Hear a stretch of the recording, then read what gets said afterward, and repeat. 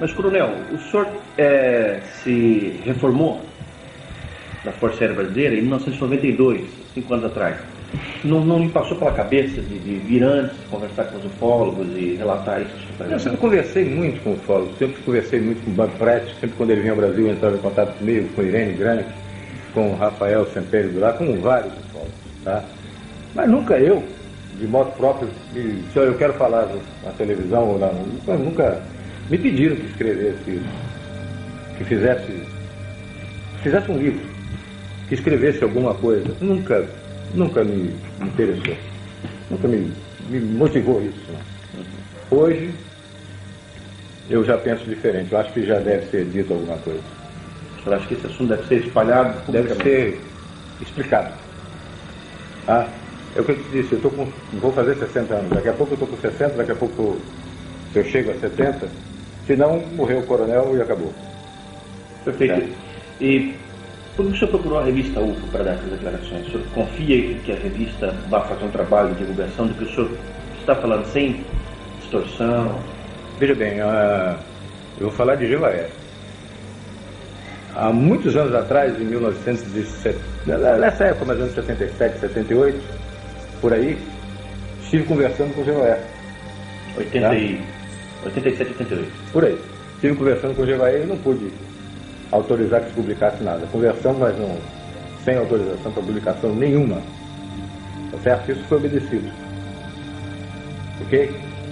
Então, anos depois, a coisa tinha mudado.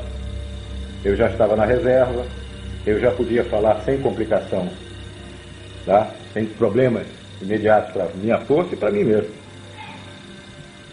E por saber da seriedade da revista UFO, do GEVAER e dos amigos com quem eu sei, tá, que colaboram com a revista, eu conheço alguns, me dá mais tranquilidade de falar, que não há sensacionalismo, não há a conotação de sensacionalismo e publicar uma matéria por simples motivo de venda, vender o assunto, e sim publicar para esclarecer o assunto. Perfeitamente, muito obrigado. Não há interesse monetário nisso. Coronel, como é que tudo começou? Como é que foi o estupim inicial? Primeiro, assim, como foi o seu interesse pela ufologia? Foi anterior à Operação Prato? Não, veja bem, em 1952, 53, eu tinha 12 anos, para 13 anos, e estava na janela da minha casa em Belém e apareceu um objeto muito grande, tá, uma luz muito grande sobre a cidade. Eu vi, e no dia seguinte, estava publicado no jornal que tinha parado, inclusive, em cima de uma federação de escoteiros, Federação Educacional Infanto-Juvenil, em Belém, FEIJ, F-E-I-J. Tinha uma competição de natação e tinha parado em cima realmente, todo mundo viu. Aí eu disse, olha, garoto, eu vi uma coisa e no dia seguinte estava no jornal. E aquilo despertou seu interesse? Eu sempre acreditei em vida extraterrena, sempre acreditei na possibilidade de que eles tivessem a curiosidade de estar nos observando, nos investigando, uma forma, num planeta com vida, alguma coisa de uma inteligência fora e estivesse observando, mesmo que o contato não fosse franco. O senhor chegou a entrar na aeronáutica por causa desse seu interesse pela vida fora da Terra? Sempre tive uma paixão muito grande pela aviação e pela vida militar. E como aviador, da FAB, o senhor foi chefe do serviço de intendente do primeiro comando? Foi. Quais eram as suas atribuições dentro desse cargo? Ela dava o suporte, todo o suporte administrativo e financeiro para as ações do comando. E quanto à seção de operações de serviços de informação, conhecido como A2 Aeronáutica, da qual o senhor foi chefe também? Ah, sim, está muito ligada à segurança do Estado, certo? Muito ligada à segurança do Estado. Combate aos movimentos subversivos, ideias xenófobas que chegavam aqui, e aquela efervescência logo após a Revolução de 64, as ações de terroristas e grupos de Partido Comunista e essas outras coisas que a gente tinha que estar combatendo isso. Era a segurança do Estado. Olha, consta do seu currículo também uma função bastante interessante. O senhor foi chefe do Serviço de Operações Especiais de Selva. O senhor deve ter um monte de experiências interessantes para contar a respeito disso. A Força Aérea, ela tinha uma ideia antiga de fazer um colar de fronteiras. Era a ideia de um brigadeiro que tinha muito conhecimento da Amazônia, uma pessoa inteligentíssima, o brigadeiro Camarão, João Camarão Teles Ribeiro. E ele tinha essa ideia da formação de um colar de fronteira, ou seja, de 200 e 200 quilômetros na orla da fronteira, um campo de pouso com uma missão religiosa, protestante ou católica, e um grupo de índios, uma assistência, uma pista de pouso, um grupo de religiosos para darem a assistência e a FAB dando suporte a tudo isso. Eu, como paraquedista, eu tinha também essa maior facilidade, maior adaptabilidade a esse tipo de missão. Teve muitas missões na muitas selva. missões na selva. Conheceu muitos índios. Muitas tribos, muitos índios, abri muitos campos. Aculturados. Aculturados, não aculturados. E a gente sempre trabalhava em algumas missões, muito em contato, sempre coadjuvando as ações do Paraçá. Tá? Meu que grupo, é o Paraçá? Paraquedista de salvamento. Search and Rescue. Paraquedista de salvamento. Paraquedista de SAR. Search and Rescue. Serviço de salvamento. O senhor tomou conhecimento de algum tipo de descoberta ligada à arqueologia, ou alguma observação feita por militares na Amazônia, ligada a esse tipo de problema? Sim, alguns colegas, principalmente um que me lembro que relatou que, sobrevoando no meio da selva, ficou surpreendido por uma formação piramidal. Estava coberto por vegetação e parece que ali tinha havido algum núcleo de alguma civilização muito antiga e que, abandonada, a selva tomou conta. Mas havia uma formação piramidal nítida, com ângulos perfeitos de uma pirâmide. Isso aí foi encontrado, observado aonde? No Amazonas. No estado do Amazonas? Não posso te precisar exatamente, mas foi, se não me engano, na região do rio Javari. Foi-me relatado isso pelo coronel Valério. Está vivo ainda.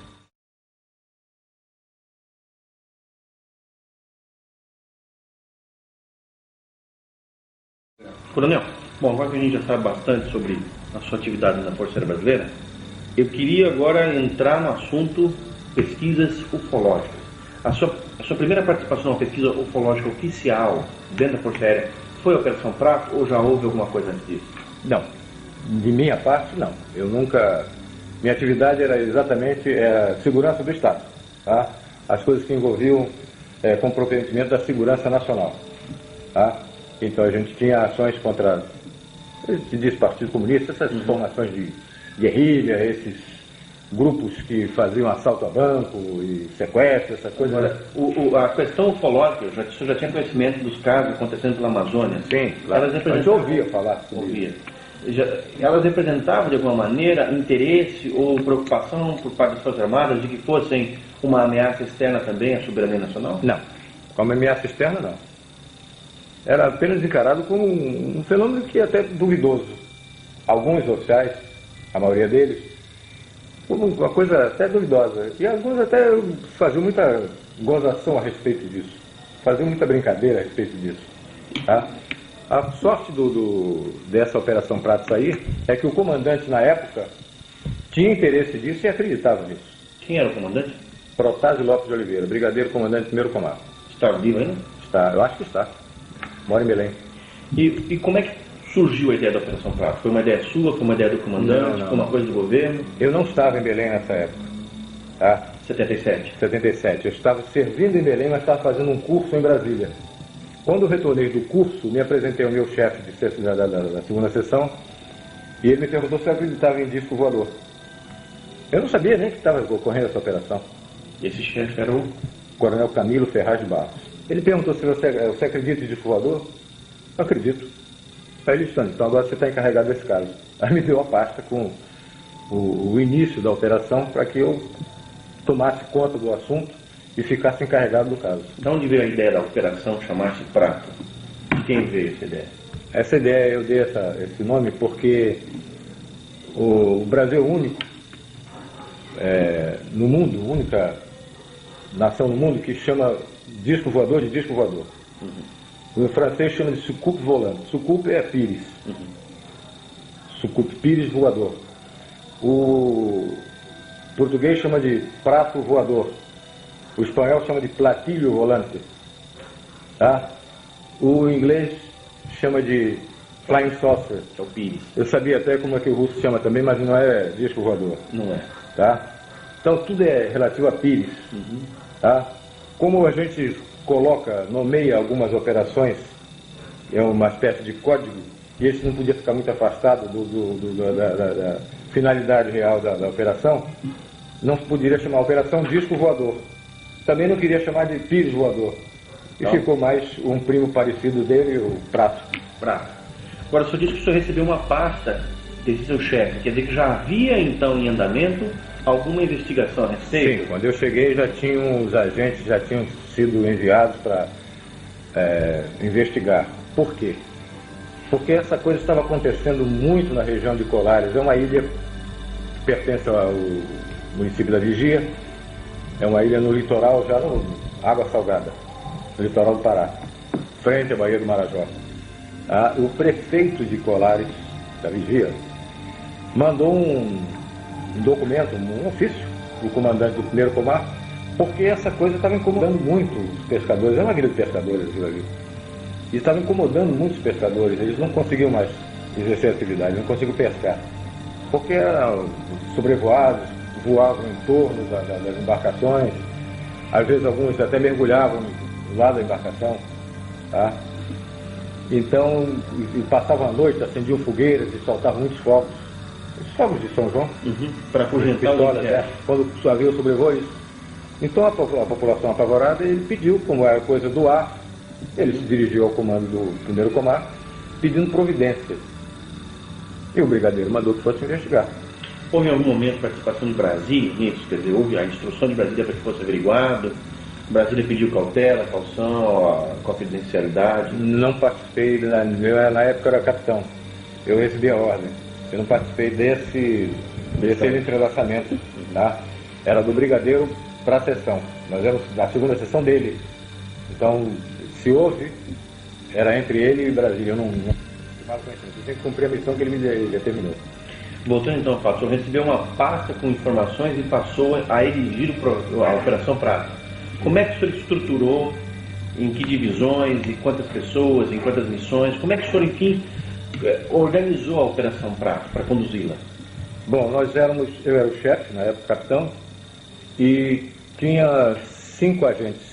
Às vezes 5, às vezes 6, às vezes 4, mas eram basicamente 5 agentes, sargentos, que trabalhavam na segunda seção. E a gente, no local, quer dizer, em campo, a gente dividia, às vezes, a equipe em 2, 3 equipes, para 2 ou 3 posições de observação. Claro que em contato com o walkie-talkie, tá? Comunicação rádio. Os objetivos eram observar um disco voador, fotografar, atirar no disco voador, enfim. E realmente tirar a prova, botar a claro isso, tá? Porque todo mundo falava. Aí apelidaram logo essas coisas que estavam acontecendo, apelidaram o chupa-chupa, tá? E ficou conhecido na época como chupa-chupa. Mas a Força Aérea precisava saber o que estava realmente acontecendo. O que era isso que estava acontecendo no espaço aéreo brasileiro? Porque nós temos a responsabilidade sobre o espaço aéreo brasileiro, como Marinha sobre a água territorial brasileira, o mar territorial brasileiro. E o Exército, a parte de segurança de terra. A nossa parte tinha que ser cumprida. E qual é a origem, vamos dizer assim, desse nome? O que motivou, vamos dizer assim, esse tipo de denominação por parte da população em relação ao fenômeno? Bom, havia uma série de relatos de pessoas que tinham sido atingidas por uma luz e que julgavam que ele estivesse sugando o sangue das pessoas, porque realmente, depois a gente foi verificar, tinham algumas, principalmente mulheres, no seio esquerdo, uma marca, como se fosse 2 furos de agulha, tá? E em torno, uma mancha castanha, como se fosse uma queimadura de iodo, tá? As pessoas diziam que tinham sido sugadas, o sangue tinha sido sugado, uma parcela pequena do sangue tinha sido retirada. Então passaram a apelidar de chupa-chupa por causa desse fato. Porque uma luz vinha e incidia sobre a pessoa, e normalmente nas mulheres do seio esquerdo, homens no braço, na perna. Qual era a proporção? Quantas mulheres para quantos homens de média? Mais ou menos 8 para 10, em 10, 8 mulheres. Verdade. Em 10 casos, 8 mulheres. E Mais ou vocês menos. documentaram os efeitos físicos, as marcas, as pessoas, foi tudo documentado? Foi visto, foi analisado, foi visto por médicos. Tá? Tanto que Médicos visto como faziam parte da operação? alguns foram conosco. Não me lembro o nome deles. Quando vocês começaram as suas vigílias, então, e tiveram logo de imediato, aliás, o que aconteceu, as comprovações, as filmagens, alguma coisa assim? Não, eu vou te dizer, sinceramente, eu entrei como advogado do diabo. Eu entrei para desmistificar isso. Para dizer que essa coisa não existia, que era vamos dizer, uma alucinação coletiva, que alguma coisa estava sendo vista que não era realmente nada de extraterrestre. Tá? Você imaginava que fosse o quê? Não sei, aves, a plumagem de uma coruja refletida refletindo a luz da lua, alguma coisa dessa natureza. Mas tá? nunca que fosse Nunca sério. que... Podia imaginar até que fosse, mas não acreditava que estivesse vendo isso. E eu fui para ver se era realmente isso. E em quanto tempo o senhor teve essa confirmação? Eu passei 2 meses respondendo não para o meu comandante. Eu, quando voltava, passava uma semana e voltava no fim de semana para conviver um pouquinho com a família. O senhor passava semanas inteiras No mato. Tá? E voltava fim de semana e a minha resposta para o comandante era não. Ele perguntou: você viu alguma coisa? Não. Eu vi luzes, mas nunca vi luzes que piscavam, passavam abaixo assim, mas nunca nada. Era realmente muito estranho. Mas eu não podia dizer o que era. Não vi. Eu via luz, mas vi luz, não sei o que é isso. E ao menos isso durante a noite? Durante a noite. Durante o dia você tinha alguma atividade também incorporada ao projeto? Também. Operação Praça? Entrevistas, a gente ia procurar ver as pessoas, entrevistar, preparar os locais onde a gente poderia ir de noite. A gente sabia que na noite anterior apareceu em tal lugar. A gente tinha várias informações a respeito daquele lugar, então provável incidência seria naquele lugar e a gente se deslocava para lá. No lugar mais provável do acontecimento. Vocês tinham também acompanhamento de fato, coletando informações dessas testemunhas? Isso, sempre fazendo, botando o nome da pessoa, para colocar no Um relatório. formulário próprio, um procedimento, uma metodologia de coleta? Isso. E a gente sempre botava o nome da pessoa, localidade, horário, como foi, descrição de cada fato de perfil. Tá? Na mesma localidade aconteceram 3 casos naquela noite. A gente ouvia as 3 pessoas. Que tipo de descrições que as pessoas davam, as mais comuns? Não. Tinha algumas estranhas e que a gente foi depois comprovar que eram realmente tinham acontecido. Desmaterialização de parede inteira, de telhado. Como assim? A primeira senhora que eu entrevistei em Colares, eu tinha saído de helicóptero de Belém para Colares. Pousamos em Ibituba para colher uns dados, fica perto de Colares. E decolamos com o helicóptero para Colares. Chegamos em Colares e eu fui ouvir uma senhora que tinha sido queimada por esse tal do chupa-chupa que falava. Eu vi, realmente, ela me fez a exposição do seio esquerdo, tinha marca, como eu descrevi, marca castanha, como se fosse uma queimadura, e 2 pontos, tá? De perfuração, às vezes era 1 ponto, tá? Quando nós estávamos conversando com ela, ela me descreveu que estava sentada numa rede, fazendo uma criança dormir, tá? E de repente o ambiente começou a mudar de temperatura. Começou a ficar uma temperatura estranha. Ela achou esquisito aquilo, mas nunca ia imaginar o que queria ocorrer a seguir. Ela, deitada na rede, viu que a telha começou a ficar avermelhada como se você tivesse chegado um charuto numa folha de papel. Ela foi ficando avermelhada, depois ficou vendo o céu. A telha desapareceu. Ficou como se fosse um vidro. Ela via o céu. Tá? Ela via do outro lado, ela estava vendo as estrelas. Tá? Aí eu fiquei mais preocupado ainda, fiquei mais curioso ainda. E esse povo parecia ser sincero. E desse buraco que ela falou, que apareceu lá, veio uma luz verde, primeiro, que ela ficou meia dormente, e logo em seguida um raio vermelho. Uma luz vermelha, um raio vermelho. E atingiu o seio dela. O seio dela, seio esquerdo. Sempre do lado esquerdo. A maioria das vezes do lado esquerdo. Na hora que nós estávamos falando, que ela estava explicando isso, uma menina disse, olha, está passando aqui em cima. Em aviação a gente divide o céu em 8 partes. Tá? Questão de meteorologia. Ou seja, o céu com 0/8, ele está claro, sem nuvens. Sem nuvem nenhuma. Com 1/8 tem poucas nuvens, 2/8, até 8/8 está completamente cheio de nuvens. Tá? Nesse dia o céu estava com, vamos dizer, 5/8. Quase todo coberto. Num buraco, quando eu saí da casa, eu estava conversando com essa senhora. Quando eu saí da casa, eu realmente vi passar num buraco da nuvem, que a moça estava apontando, passou uma luz, com velocidade razoável, não era muito veloz, e piscava. Piscava sempre, ó, uma oscilação de 1 segundo. Isso. Piscando, passou na direção norte. Tá? Eu olhei e disse, pô, pode ser até um satélite, porque o satélite até às 8h30 da noite ele ainda tem a iluminação do sol. O satélite artificial nosso, sim. E ele podia, por algum movimento de rotação dele, alguma coisa, ele está emitindo aquela luz piscante. Só que essa luz voltou. Logo em seguida ela voltou, o satélite não volta. Ficou mais estranho ainda. Mas eu não podia dizer que isso era um disco voador. Eu não estava lá para dizer que qualquer coisa que aparecesse era um disco voador. Eu estava a tirar limpa essa história. Essa era a minha missão. Na região, por parte da Força Aérea, existia algum tipo de equipamento de radar que pudesse confirmar ou ser utilizado para acompanhamento desses fenômenos? Não, só no aeroporto de Belém é radar fixo. Radar do aeroporto e radar fixo. O que significa radar fixo? O radar faz parte do serviço de controle de tráfego aéreo. Tá?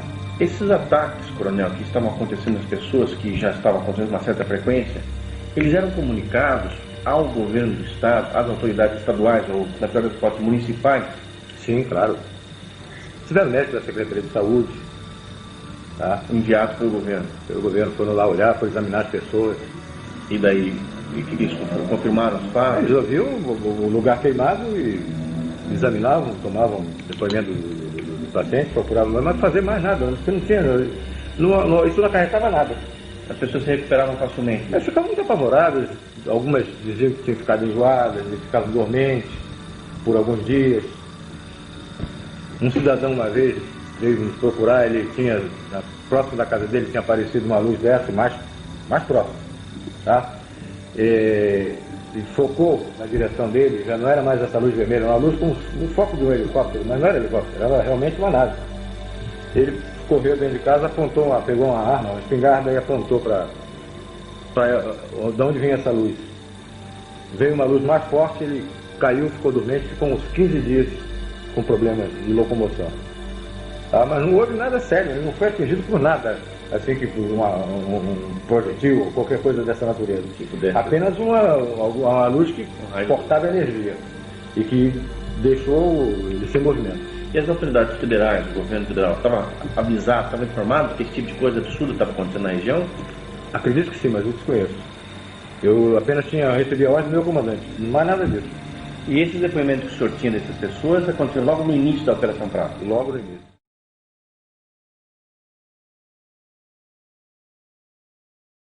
Quando foi que o senhor teve o seu primeiro grande contato? Veja bem, nós estamos tivemos a informação de que na Ilha do Mosqueiro, tá, num lugar chamado Baía do Sol, a Ilha do Mosqueiro é uma balneário de Belém, tá? E na Baía do Sol estavam acontecendo coisas. Baía do Sol é muito próximo de Colares. É uma outra ilha. Colares é uma ilha e a Ilha do Mosqueiro é outra.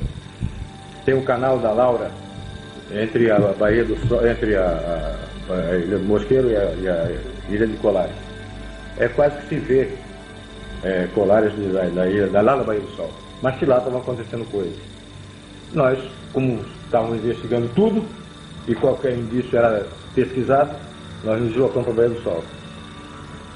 Eu sempre era questionado pelos agentes que tinham mais fé do que eu de que aquilo estava acontecendo, porque quando eu cheguei, eu já peguei o bonde andando. Eu te disse que eu estava em Brasília. Quando eu voltei, é que me passaram essa lição. Tá? Ele disse, mas, capitão, o senhor não acredita, não? Eu disse, não, para mim não. Para mim isso alguma coisa que eu ainda preciso saber o que é. Dizer para você que é disco voador, eu nunca vi um disco, eu vi luz. Eu não vi disco. Então para mim isso não é disco voador, não é prova que eu fique satisfeito. Eu estou vendo coisas estranhas, mas não posso lhe dizer o que é. E um deles, o suboficial Flávio, ele até brincou comigo, o senhor não quer que essa coisa dê uma volta em cima do senhor, acenda a luz, faça tudo, faça uma voltazinha em cima do senhor, um passeio, só para o senhor acreditar. Eu disse, mas seria interessante isso. Já fica difícil uma luz dessa fortuita, uma coisa que pode ser uma coruja, ela adivinhar que você está brincando desse jeito. E, por coincidência, na Baía do Sol aconteceu isso. Nós estávamos conversando e... Que dia foi, senhor tem? Mais ou menos novembro, outubro, novembro, foi logo no início da operação. 77, ainda. 77, Apareceu uma luz, tá? Veio de norte, no sentido norte-sul, na nossa direção, a média altura, tá? E realmente quando chegou, ela se deteve e fez um círculo em torno, depois foi embora. Aí eu levei uma gozada da turma, do sargento, e agora, cara? Eu disse, não sei, ainda não vi. Tá? A luz era de que jeito? Você, sabe essa solda de metal? Maçarico? Não, essa solda elétrica. Quando era menino, os caras soldavam um brilho de bonde, fica aquele troço que a gente não consegue enxergar. Tá? Um brilho azul, forte. Era isso. Era um brilho dessa natureza, azul, muito azul. Mas dava para se ver, não se via a forma, se via a luz. Vocês fotografaram esse objeto? Fotografamos. Levamos um baile de 2 meses. Não saía nada. A gente enchia o quadro da fotografia, via, eu estava vendo a luz forte, fotografava, pô, agora vai sair. Não saía nada. Não vimos nada. Quando a gente pegava o negativo, não tinha nada ali. Várias vezes aconteceu isso? Várias. Nós levamos um samba de 2 meses. Até que aconteceu uma coincidência. Eu acho que coincidência não existe, mas aí foi um fato inusitado. Eu estava analisando e muito triste, muito chateado, porque eu não conseguia imprimir aquelas imagens na emulsão fotográfica. E na minha mesa tinha uma lanterna que eu usava em operações de selva. Estava lá, nem sei porquê, porque talvez eu tivesse revisão do equipamento de selva, fazendo manutenção dele, e a lanterna estava em cima da minha mesa. E eu estava olhando os filmes, os negativos. Vendo que não aparecia nada? Nada. Eu olhando muito triste, pô, a gente encheu o quadro e não apareceu nada. Eu observei que a lanterna, ela tinha lá, numa extremidade, ela tinha uma lanterna normal. Na outra extremidade, a outra ponta, ela tinha uma capa vermelha, que servia para sinalização em selva, tá? Uma sinalização vermelha. Como você bota um sinal no carro, né? Fica aquela luzinha vermelha. Se você tirasse aquela capa, ela tinha uma tampa, ela tinha um vidro fosco. Eu olhei aquilo e me lembrei que os médicos examinam as radiografias no radioscópio, que é um quadro opaco, com luz por trás, e eles colocam a chapa radiográfica ali para examinarem, para ver o contraste de luz e sombra, né?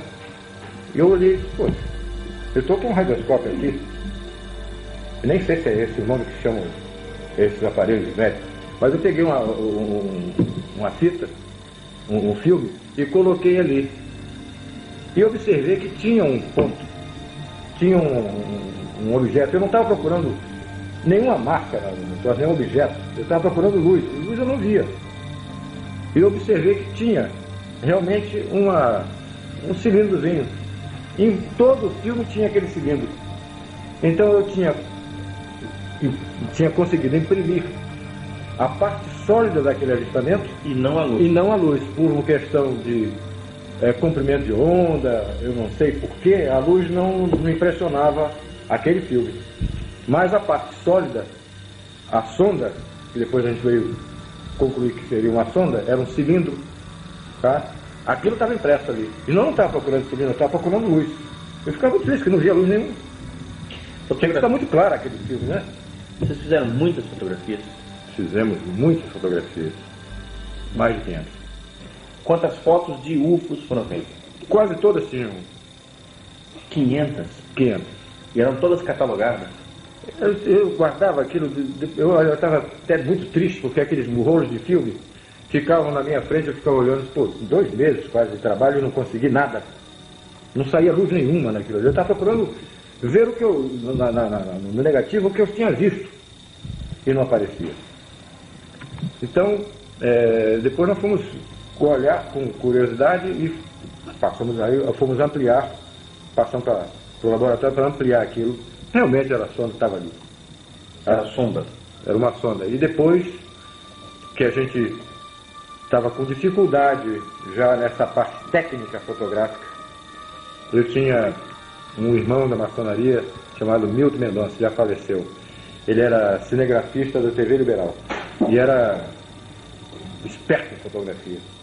Eu pedi a ajuda dele, porque confiava nele. Sabia que ele, participando da operação, ele não ia comentar com ninguém. Eu tinha absoluta segurança de que o assunto ia ficar restrito ao nosso grupo.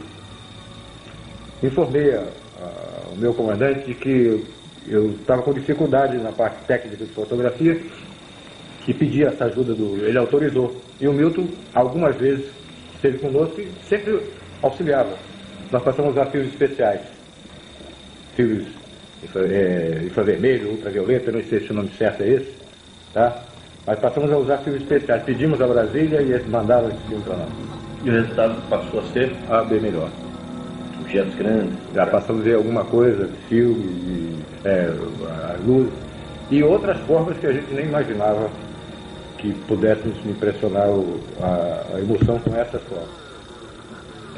Esses objetos vistos, qual era o padrão mais comum quanto à forma? Ou quais padrões apareciam e foram constatados por vocês?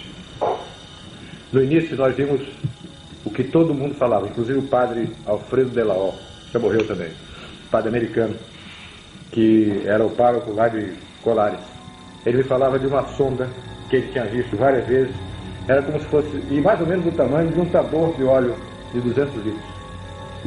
Essa sonda voava com um voo irregular, ela não tinha um voo seguro, ela voava como se estivesse balançando. E emitia luz. E às vezes andava uma ou duas juntas. Saía de onde? Ia para onde? De repente a gente via a luz e ela vinha em cima normalmente em cima da equipe. Vocês chegaram a perceber algum tipo de interação em relação ao que vocês estavam fazendo e o próprio fenômeno? Algum tipo de reação do fenômeno em relação ao que vocês estavam fazendo? Uma coisa muito estranha, essa pergunta é muito interessante. Eles nos parecia que eles tinham absoluta certeza onde nós estávamos. Eles não procuravam. Eles estavam em cima da gente. Depois de algum tempo que nós estivemos lá, vamos dizer, depois de um mês, as coisas eram em cima da equipe. Eles já estavam em cima da gente, eles sabiam o que a gente estava fazendo. Você podia se deslocar, você estava aqui e ia para outro lugar. É lá que eles iam. Como se eles tivessem conhecimento da nossa movimentação, sabiam com segurança onde nós estávamos. E o que estavam fazendo. E o que estavam fazendo. Por exemplo, esse caso que eu te falei da Baía do Sol. Nessa época, o pessoal já está terminando a aula e aí fica muita gente na praia, né, à noite, o pessoal, a rapaziada, a juventude namorando, e vamos dizer, tem umas 100 mil pessoas ali na orla, no fim de semana. Pô, eles não apareceram em cima da gente, lá na Baía do Sol. Essa curva que fez em cima foi num lugar tudo escuro, não tinha mais ninguém, só estava a nossa equipe lá. A coisa veio e fez a curva em cima da gente. E os caras bigodados, e agora? Esse foi o primeiro grande acontecimento envolvendo o senhor? Foi o primeiro acontecimento, não digo grande, mas significativo. E daí, o que vocês fizeram? Voltaram correndo para a base, para contar? Não, nós passamos a noite lá, só saímos de manhã. No dia seguinte... Eu conversei com o meu comandante e disse, olha, a primeira coisa, que toda vez que ele me perguntava, ele dizia não vi nada, vi luz. Mas eu relatei a ele que tinha acontecido uma coisa estranha. Teve alguma reação no seu organismo, algum problema resultante dessa observação? Nesse momento exato, não. O que a gente notou é que todos nós perdemos com o tempo, nós notamos que perdemos a acuidade visual. O óculos de um servia para o outro. Eu enxergava muito bem. Nessa época eu tinha 77, eu tinha 37 anos. Logo em seguida nós começamos a precisar de óculos, todos da equipe. Mas isso veio em razão de outras exposições que nós tivemos mais para frente. Coronel, e em seguida a um evento desse, que foi se repetindo várias vezes, pelo que eu sei, vocês faziam um relatório completo, vocês tinham que se submeter a algum tipo de exame, enfim, qual era o encaminhamento que era dado a esse relatório? Era feito um relatório do acontecimento, um relato do acontecimento, uma hora, local, se possível coordenada geográfica, tudo certo, tá? Mapeamento da região, mas exame pessoal em nós, não. Nós sempre fomos pessoas de confiança do comando. No estado eu digo exame físico. Não. Para ver se tinha algum problema, sempre. Não. E o comandante, quando recebeu a notícia de que alguma coisa finalmente havia acontecido, que lhe havia convencido, como ele reagiu? Ficou mais satisfeito, mais alegre. Me pareceu, a reação dele foi de muito agrado. O senhor comentou esse fato com alguém fora da base, fora da Operação Prato, seus familiares, amigos em Belém? Minha mulher sabia das coisas que eu estava fazendo. Eu conversava com ela, conversei com meu irmão, mas fora disso não. E pedia sempre reserva. Eles me perguntavam por que eu, quando telefonava para casa, não está numa operação aí da... Eles sabiam, eu sou que era conhecido. Minha família é muito conhecida ali na Ilha do Mosqueiro. O teu irmão estava lá no Mosqueiro, eu vi. Ele estava lá vendo o negócio do chupa-chupa, ele me perguntou, ele falou, não, eu não estava vendo não. Eu vi. Eu estava lá em missão. Esses fatos foram se repetindo? Novas observações grandes? O que mais o senhor se lembra para nos contar? Bom, como a Baía do Sol tinha sido um local muito favorável, nós passamos a frequentar a Baía do Sol com muito mais frequência, muito mais assiduidade. Nós tínhamos amigos no Serviço Nacional de Informações, SNI. Tá? O SNI não tem nada a ver com isso. Ele nos preocupa, isso é assunto da Força Aérea. Mas os caras que estavam no SNI, que eram nossos conhecidos, tinham a curiosidade de ver. Saía muito isso no jornal. Todo mundo em Belém comentava. Eu vou no comentário de manhã à noite. De que havia uma operação da FARC? Não, de que havia esse avistamento. Tá? Uhum. E eles sabiam que nós estávamos... E a população não sabia que havia operação na FARC? Sabia. Sabia, sim. A Operação Prato? Não sabia do nome, sabia que a aeronáutica estava olhando. Sabia que tinha. Sabia que o cara era sargento, que eu era capitão, sabia.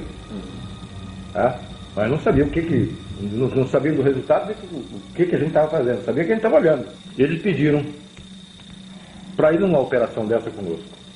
Como era perto de Belém, vocês podiam ver também. Eu disse, por mim não tem problema nenhum não. Mas peça ao seu chefe lá. O chefe do Serviço Nacional de Informações, na época, era da Aeronáutica também. E foi meu instrutor de voo, que era o Coronel Filemon. O Filemon autorizou que eles fossem, mas não era operação do SNI. Era mera curiosidade, como qualquer outro cidadão podia ter. Eles queriam ver aquilo. E queriam ver com a equipe que eles conheciam, que estava fazendo um trabalho sério. E estavam nos locais que já por experiência eram os mais prováveis. Então não teriam nenhuma possibilidade de perder assim muito tempo. Eles foram, marquei, foi interessante isso que meus filhos tinham pedido para comprar uma árvore de Natal pequena. Eu tinha uma árvore montada grande em casa, mas eles queriam para eles uma pequenininha, coisa de criança. E eu fui buscar eu tinha que buscar essa árvore de Natal num supermercado grande que tem lá, não me esqueço o nome. Pão de Açúcar, uma coisa assim. Jumbo. Mercado Jumbo. Mas era da rede Pão de Açúcar. Não estou fazendo comercial do Pão de Açúcar, né? Então eu disse para a minha equipe que o Milton Mendonça estava nesse dia, esse cinegrafista do TV Liberal, que estava por mera contribuição, ele não estava, não era obrigado a isso, ele apenas nos ajudava. Aí autorizado, era do conhecimento do comando. E nós chegamos lá às 6 horas da tarde, montamos o equipamento fotográfico, montamos tudo, tá? E ficamos num lugar escuro, reservado, ficamos observando, ver o que viria. E eu disse, olha, mas hoje eu vou voltar mais cedo. Tem que estar em Belém às 8 horas, porque eu vou pegar minhas crianças e vou ao supermercado fazer a tal da compra da arvorezinha de Natal. Às 6h30, mais ou menos, passou muito alto. Passaram 3 pontos luminosos alinhados. Muito alto. E a grande velocidade. A velocidade, eu sou da Força Aérea, conheço avião, é maior do que a velocidade de um avião de linha. Estavam voando muito alto no sentido oeste-leste, ou seja, da Cordilheira dos Andes para o Atlântico. Muito alto. Passaram os 3, uma velocidade muito grande, e, 7 horas da noite, mais ou menos, da região do norte para o sul, ou seja, da Califórnia, Triângulo das Bermudas, para Brasília, nesse sentido, mais ou menos. Passaram 2 objetos, 2 luzes, piscando, alinhadas também, uma atrás da outra. Passaram no sentido norte-sul.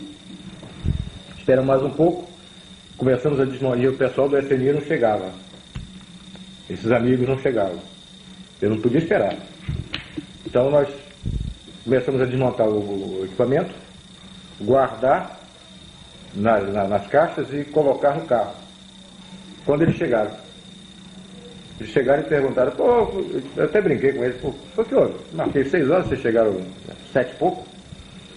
Aí disseram, tinha um problema na saída e tal, coisas de trânsito. E eu disse, aí ele me fez uma pergunta idiota, um deles me fez uma pergunta idiota.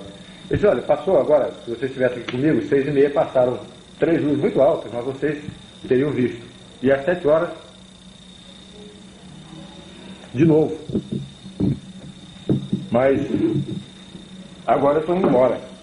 Aí perguntou, e que horas passa a outra? Eu digo, eu não sei, isso não é bom de pôr. Não é? Que hora passa a outra? Perguntou, fez a pergunta idiota. E que hora passa a outra? Eu digo, eu vou saber, pô. Fica aqui como eu fico a noite inteira, pô, olhando para cima. Tá? Mas quando nós estamos conversando isso, um deles disse, olha aqui, em cima. Olha para cima, nós olhamos. Aí o herói brasileiro tremeu nas calças, porque eu olhei e tinha um troço enorme em cima da gente, um disco preto, escuro, parado em cima da gente. Não estava mais de 150 metros de altura. Ele estava parado em cima de onde nós estávamos. Sem luzes, não, tinha uma luz, tinha uma luz no meio, tá? Amarela para âmbar, tá? E fazia um barulho assim de ar-condicionado. E alguma vez assim, aparecia esse barulho de bicicleta, aquela catraca de bicicleta. Fazia um barulho assim como se fosse uma catraca de bicicleta quando você pedala ao contrário. Tá? Aquele troço parado com aquela luz no meio. Uma coisa muito grande. Eu acredito que uns 30 metros de diâmetro. Tá? Aquele troço parado em cima da gente. Nós ficamos olhando e ele começou, logo em seguida começou a emitir uma luz amarela muito forte. Clareava o chão.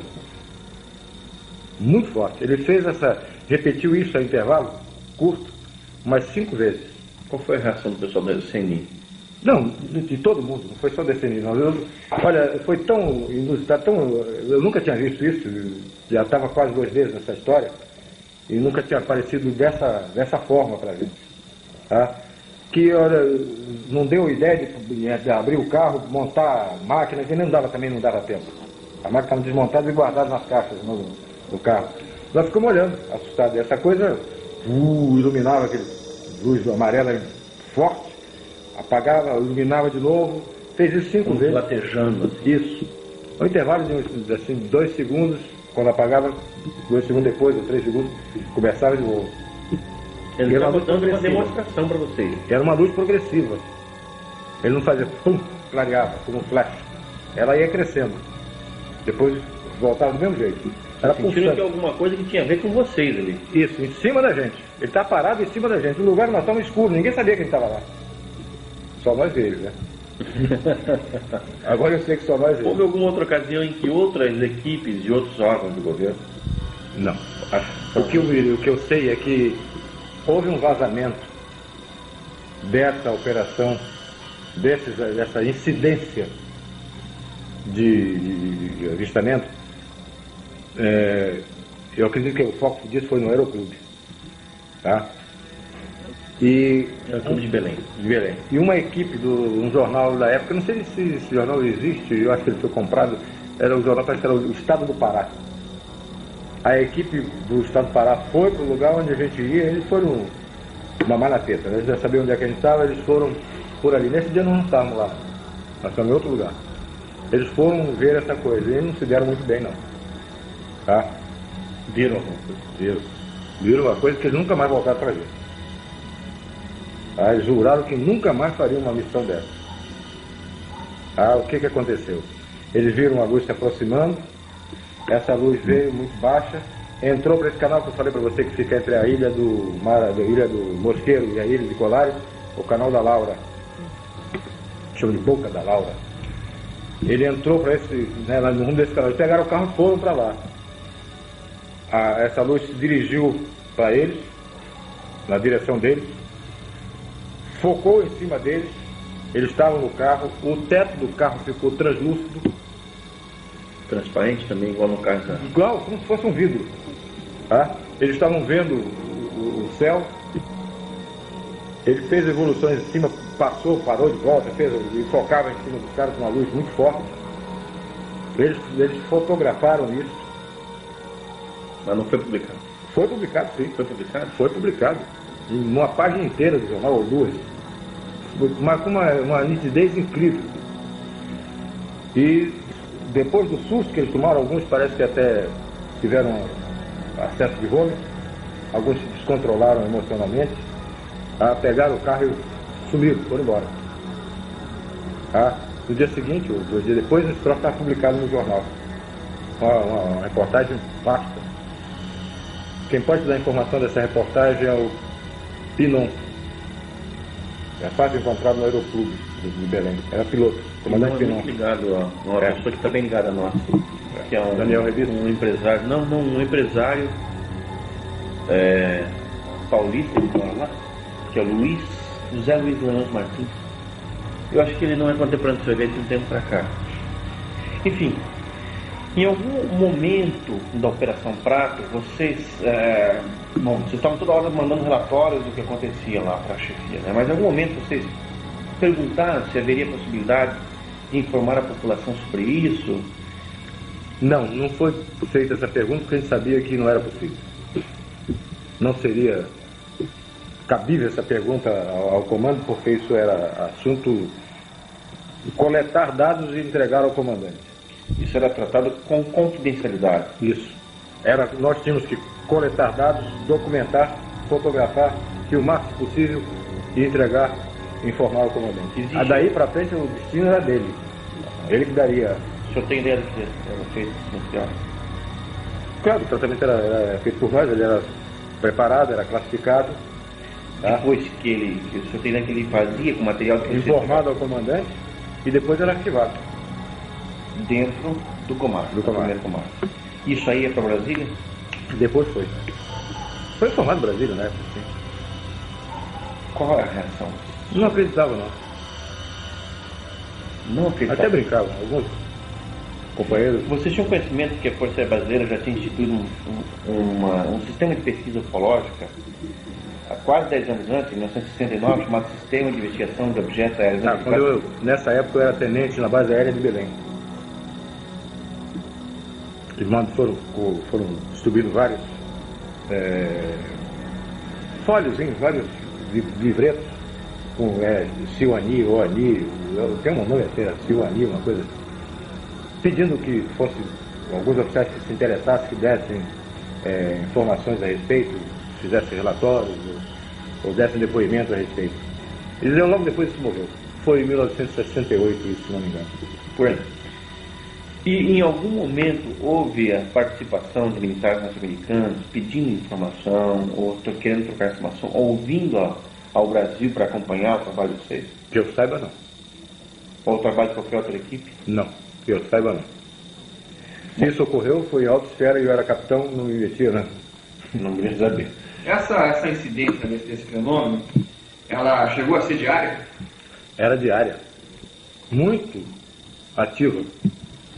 Vocês detectaram vários tipos de objetos, então sondas, naves. Depois a gente chegou a verificar que tinha pelo menos 9 formas. A gente conseguiu determinar, classificar como formas de naves. Alguns eram sondas, alguma fotografia parecia uma nave maior e dela saindo naves menores. Depois essas naves menores voltando para essa nave maior. Tudo isso como se fosse uma nave mãe recebendo ou naves ou sondas menores. Isso foi documentado fotograficamente? Foi. E filmado também. Quais eram os equipamentos que vocês utilizaram para registrar todo esse material? Máquina fotográfica, não posso dizer, de conta, sei lá, mas eram máquinas fotográficas Profissionais. Teleobjetivas de 300, de 1000. Essa de 1000 é um terror para trabalhar com ela, porque ela tira de foco rapidamente. Qualquer bobeada, qualquer movimento, ela já saiu de foco. Era um terror, era um trambolho enorme, uma bicha desse tamanho, enorme, que a gente não conseguia operar muito com ela, não. Até para focalizar era muito difícil. E filmadoras? Filmadoras. Algum outro tipo de instrumento além desse? Gravador. Para gravar as reações de vocês? Possibilidade de algum ruído, alguma coisa. Vocês tinham expectativa de que essas naves entrassem em contato com vocês? Esse era um dos objetivos do projeto da Operação Prato? Olha, a gente estava exposto a tudo. Para te falar a verdade, eu não estou fazendo mistério nem sensacionalismo disso aí, porque não me interessa nenhuma coisa dessa natureza. Podia acontecer qualquer coisa, mas a gente estava em uma operação militar, era obrigação militar. Se ocorresse, ocorreu em serviço. Vocês estavam portando arma? Não. Nenhum momento? Nenhum momento.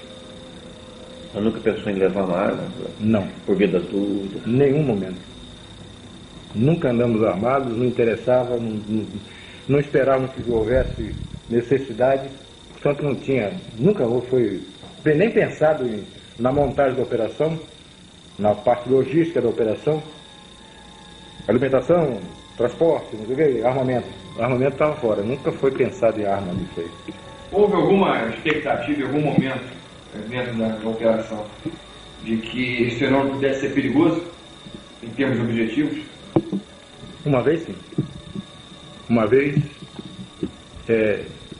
foi muito forte o aparecimento, e você tem que detalhar como foi, mas realmente essa coisa aconteceu e eu tive muito medo de que houvesse uma abdução. Como é que foi isso? Só para te fazer um parênteses, não te interrompendo e já tendo interrompido, eu depois fui conversando com Rafael Semperi Durá. O Rafael me deu um tremendo de um esporro. Me chamou de maluco, de irresponsável, tá? E disse: você está proibido, você tem comandante, mas eu que sou seu amigo estou lhe proibindo de fazer uma coisa dessa. Nós estamos numa embarcação, ancorada na margem do rio, e a coisa parou na frente da gente a 70 metros. Como é que era essa coisa? Bom, para te responder essa pergunta, eu tenho que dizer por que nós estávamos lá. Vamos ouvir então a história completa.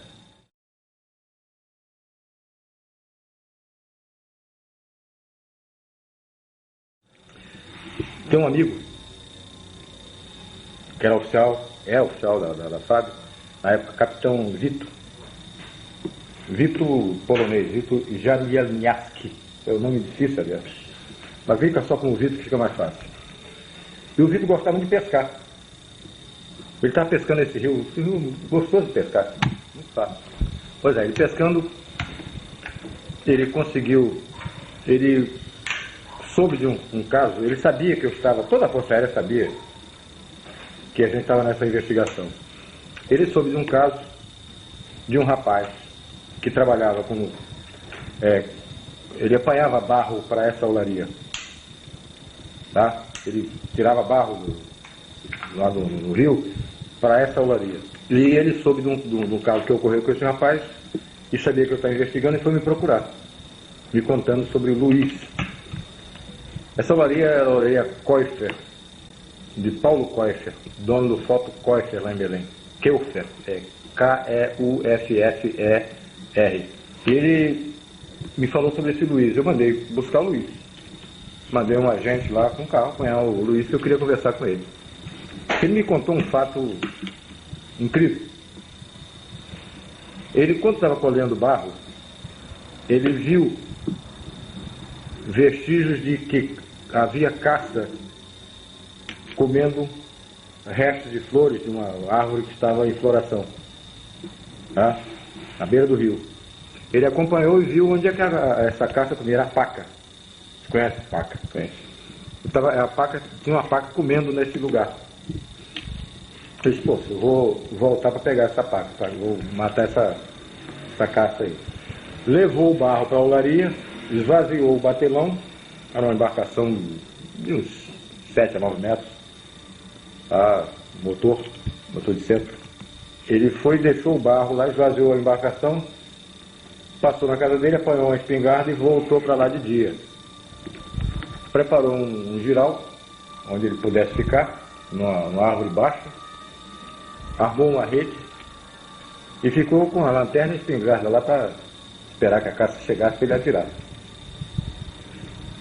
Escureceu, ele estava lá em cima no giral, sentado na rede dele lá, esperando ouvir algum barulho para começar a se preparar para atirar na caça.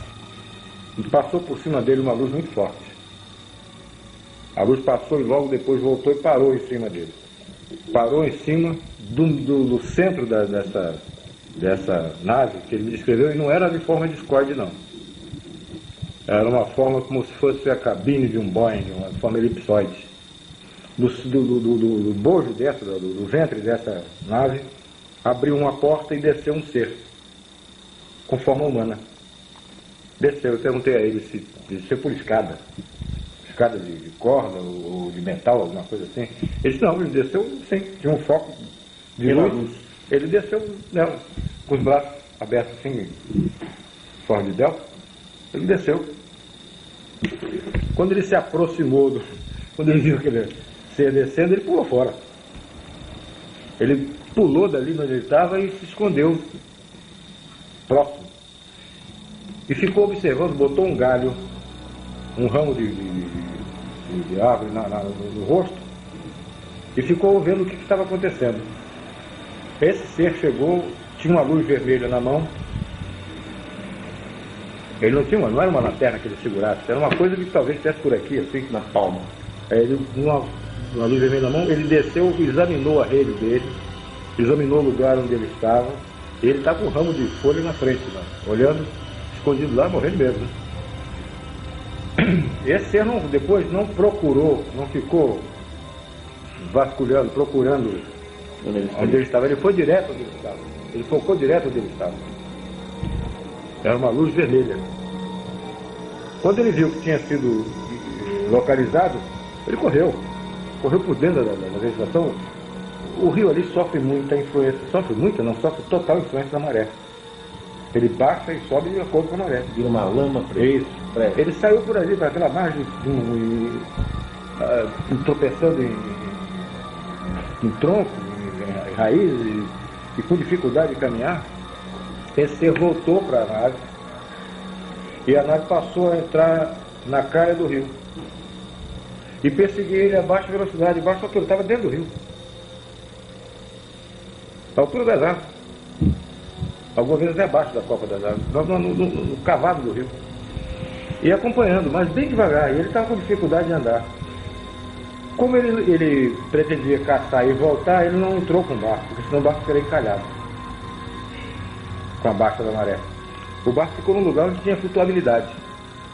E nesse barco tinha um garoto de 9 anos de idade, na época, e um amigo dele que ficou tomando conta do barco. E ficaram pescando siri. Tem muito siri nesse rio. Eles ficaram pegando siri. E o cara estava ouvindo com o radinho o jogo do Campeonato Brasileiro, esse jogo de futebol que passa a noite. Aí estava ouvindo. E ele veio andando, veio correndo e gritando. E gritava para chamar a atenção dos amigos, que ele queria entrar no barco e ir embora. E essa coisa atrás dele, acompanhando. Ele, quando chegou perto do jogo, começou a gritar desesperado, até que o garoto chamou a atenção do companheiro dele, e o cara largou o futebol e olhou, ele apontou, olha ali, o cara viu. Todos eles viram e pularam para dentro d'água. Em vez de ajudar o Luiz, eles pularam dentro d'água, abandonaram o barco. E o Luiz, como não tinha nem barco, não tinha mais companheiro no barco, ele se escondeu. Aí ficaram os dois dentro d'água e o Luiz escondido no mato, que margeava o rio. Essa nave parou em cima do batelão, o C desceu, com a mesma luz vermelha, examinou todo o barco, procurou em todos os lugares, olhou, examinou o barco, e eles estão vendo isso. Aí ele subiu, foi para a nave, fechou e a nave disparou e foi embora. Eu conversei com eles e disse, eu vou lá amanhã. Amanhã eu quero estar nesse lugar. Nesse mesmo lugar onde você esteve eu vou. E nós fomos para lá.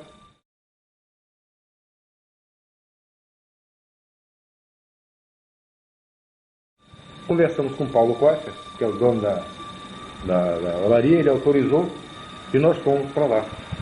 Quando nós chegamos, eram umas 7 horas da noite, mais ou menos, estava chovendo. Uma chuva, não era temporal, era uma chuva. Agora, os agentes foram para dentro de uma casa, que era a casa do zelador lá, do caseiro lá dessa olaria, do vigia. Foram lá tomar café, uma bolachinha, uns troços lá qualquer. E eu não ia me preocupar com café, com coisa, eu era o chefe da equipe. Eu não podia estar me preocupando com café nem bate-papo. Eu estava lá olhando, fiquei olhando para ver se via alguma coisa, se alguma coisa acontecia. Realmente, quando eu estava do lado de fora, veio não vi uma forma, era uma coisa escura. Não deu para detectar a forma, se era discorde, se era oritizante, não dá. Estava chovendo. Mas você via a luz. Uma luz verde, forte, e uma luz vermelha. E esse troço fazia um barulho. Um barulho de ar condicionado, mas bem mais forte, parecia que fosse uma turbina. Aquele barulho de turbina. Não era barulho de jato, era um barulho de uma coisa girando, uma coisa. Isso dá para entender? Não é diferente. Não é barulho de jato. Era uma coisa como liquidificador, vamos supor. Era mais forte do que ar condicionado. Esse troço passou em cima de onde nós estávamos, em cima de onde eu estava. Eu estava na porta da casa e estava chovendo. Eu estava olhando. Ele passou, livrou a árvore e saiu. Mas estava muito baixo. Para avião não faria isso nunca. O piloto que fizer isso é morto, é defunto. É perigoso demais com um dia claro. Imagina com chuva e de noite. E ele fazia isso com segurança. Então ele passou e foi embora. O cara vieram. Capitão, quer tomar um cafezinho? Pô, acabei de ver um treco aqui agora que apareceu muito estranho. Aí então tá ok, vamos tomar um café e vamos embora. Entramos no barco. Aí fomos para esse lugar aonde o Luiz tinha estado. Paramos, o barco descia, fui andando, foi até a árvore onde ele tinha feito o giral. Aí ficamos ali embaixo. Então nós fomos para esse lugar. Como a maré estava enchendo, a gente estava com a água cada vez mais crítica, né? E a gente chegou a uma posição que já estava, uma situação em que já estava com, nada tinha acontecido. Ele já estava com a máquina fotográfica, com tudo, com a mão suspensa. Já daqui a pouco eu tenho que subir numa árvore dessa, senão mergulhava com o equipamento com tudo. A maré foi enchendo e nós estávamos... Assim rápido? É.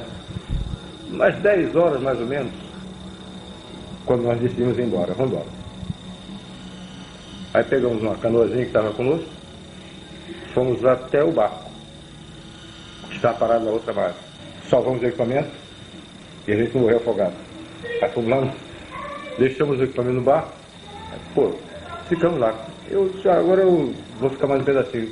Ô, capitão, você não vai voltar? Não, vamos ficar mais um pedaço aí. Umas 11 horas. Nós ficamos conversando, distraindo, fumando cigarro e tal. E lá no fim, o rio afunilava. O rio, nós estávamos numa posição, na margem esquerda do rio, direita do rio, e o rio, a gente viu o rio fechando lá na frente, afunilando lá na frente. A mais ou menos uns 2.000 metros,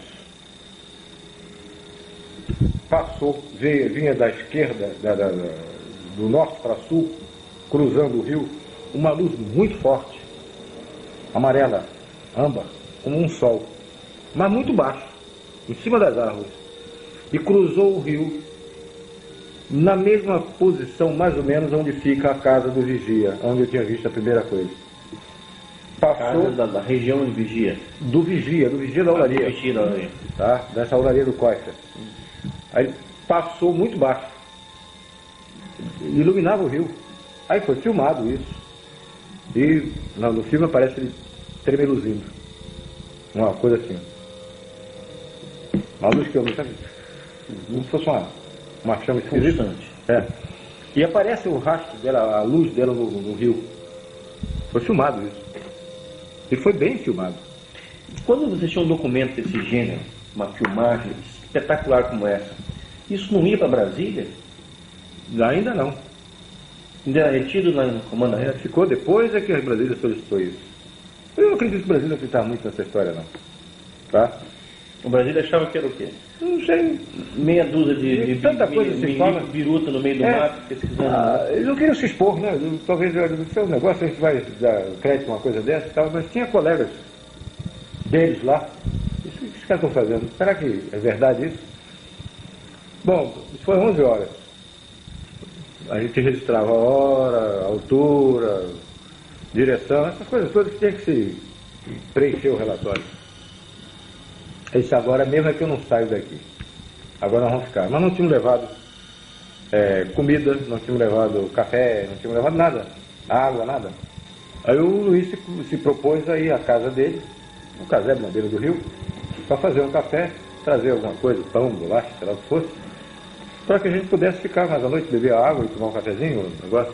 Aí ele saiu com um barquinho e tinha no meio do rio uma ilhota. Não tem mais do que 15 a 20 metros de largura, não, mas é muito comprida. Parecia submarino no meio do rio. Tá? Tem vegetação. Ele saiu com o barco e desapareceu nessa ilha. Nós não vimos mais o Luiz. Ele foi remando uma canoazinha, uma pirogazinha pequenininha.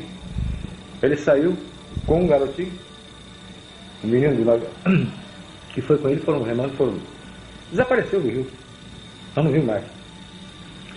Logo que ele desapareceu, não demorou muito, eu estava em pé, em cima da tolda do barco, e os agentes conversando, mas era o chefe, não podia estar me dando a luxo de estar tendo essas facilidades. Eles estavam lá à vontade, quem comandava era eu, então eu tinha que estar a risco.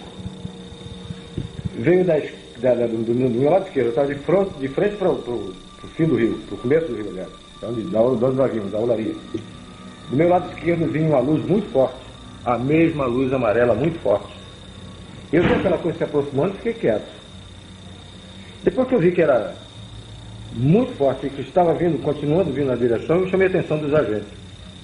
Olha lá, aqui é direito. Os caras olharam, prepararam máquina fotográfica, filmadora, tudo. A coisa veio, mas estava baixo. Estava uns 200, 250 metros. Não estava muito alto, não. Passou em cima da gente. E quando chegou perto,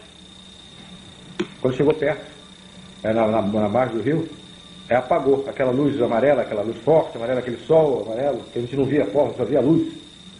Apagou, de repente. Aí nós vimos uma forma estranha, uma forma de uma bola de futebol americana, aquela bola de ponta, tá? Aquela bola de futebol americana, muito grande, e como se fosse esse abajur, translúcida, tá? Só que tinha janelinhas no meio. Toda a extensão dela tinha janelinhas. Eu não vi ninguém atrás daquela janela. Mas que tinha janela, tinha. Tá? E era uma coisa muito grande. Mais ou menos uns 100 metros.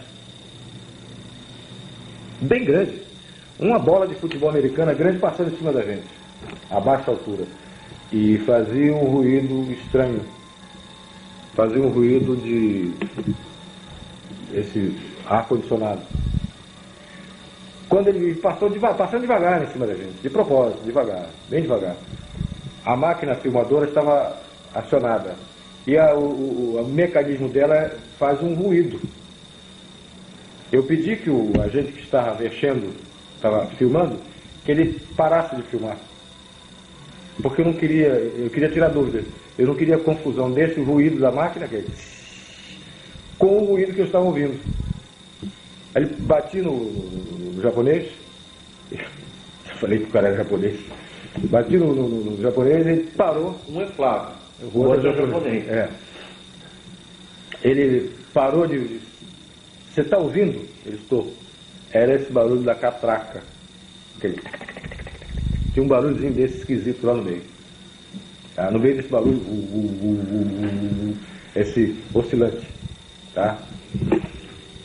Aí ele continuou filmando, fotografando e tudo. Essa coisa passou, foi embora. Entrou no rumo do continente, do lado de Belém, foi embora. Não desapareceu, foi embora. Tá? Aí, bom, agora piorou, agora mesmo só sai daqui quando vi mais coisas, porque agora está pintando que pode acontecer mais alguma coisa na frente. Era mais ou menos, isso foi 11 horas, 11h30 por aí.